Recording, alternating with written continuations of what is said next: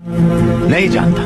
120 दिन तक जब एक किसान का पसीना उस धान के खेत की मिट्टी में बूंद बूंद मिलता है, तब जाकर अन्न पैदा होता है। और ये भी बता दूं कि हमारे देश में खाना बर्बाद नहीं किया जाता।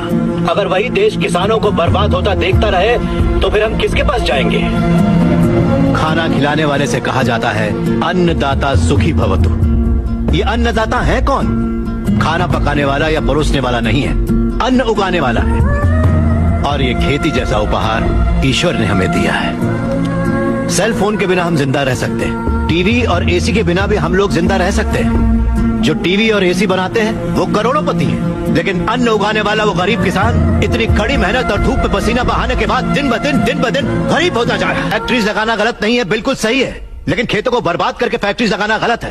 इस देश में कितनी ही बंजर जमीनें हैं, कितनी ही पथरीले जमीनें हैं। क्यों? क्योंकि वहाँ पर पानी नहीं है, इसीलिए खेती करने में इतनी परेशानी उठानी पड़ती है। जरा सोचकर जवाब दीजिए कि किसान पानी लेने कहाँ जाएगा? इस देश में पिछले 10 साल में 1,71,105 से ज्यादा किसान आत्महत्या कर चुके हैं। उसमें से 25,000 से ज्यादा किसान तो इसी इलाके में रहते थे। हर आधे घंटे में एक किसान आत्महत्या कर रहा है, ये जानते हैं क्या आप? लेकिन सच्चाई यही है, जहाँ मौत इतनी सस्ती है वो देश कभी आगे नहीं बढ़ेगा सर।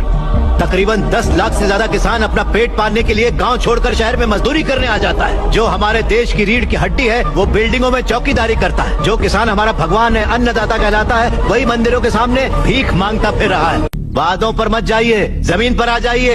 एक कॉर्पोरेट में काम करने वाला हजारों करोड़ का उधार लेकर विदेश भाग गया और वहाँ बैठकर विदेशी शराब पी रहा है। सिर्फ 5 या 10 हजार उधार लेने वाला किसान जहर पीकर अपनी जमीन पर जान दे रहा है। इन कॉर्पोरेट्स की काली करतूतों की वजह से हमारी हरियाली जली जा रही है। खेत सींचने वाली नदियां फैक्ट्री से निकलने वाले गंदे पानी से जहरीली होती जा रही हैं। ये मल्टीनेशनल कंपनीज की मशीनें हमारी खेती वाली जमीन पर कब्जा करके उन्हें खत्म करती जा रही हैं। पर ये दिखाई नहीं देता।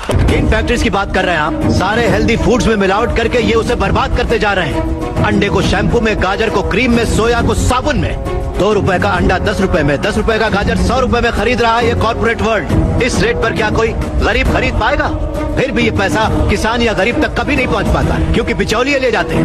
ये बिचौलिया धीरे धीरे और अमीर होता जाता है। अन्न पैदा करने वाला किसान गरीब से गरीब होता जाता है। पौष्टिक खाना न मिल पाने की वजह से गरीब बच्चे, गरीब बूढ़े बीमारी से मर रहे हैं सर। नौकरी कैसी भी हो हमारी बेहतरी के लिए होनी चाहिए, लेकिन हम उन फैक्ट्रियों के गुलाम बनकर अपनी जिंदगियां खराब कर रहे हैं। याद रखिए, खेती भी एक उद्योग है और किसान उद्योगी है, उसे अगर हमारे गांव की